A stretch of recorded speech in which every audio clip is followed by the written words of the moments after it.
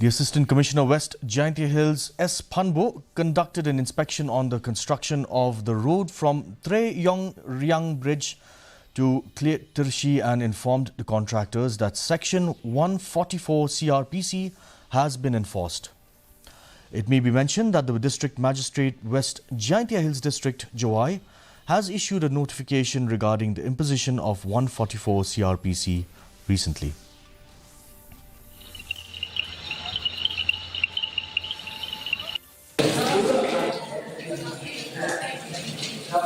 We have identified multiple reasons, not just one construction site. So we are addressing each reason separately. The first one is the immediate pausing and stopping of all construction work in the bypass while they take suitable measures. They make suitable measures to prevent the flow of earth into the river.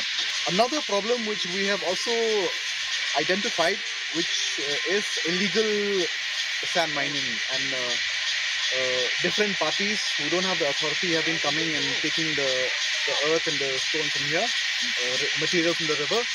So for that we will be looking into it in a very strict manner.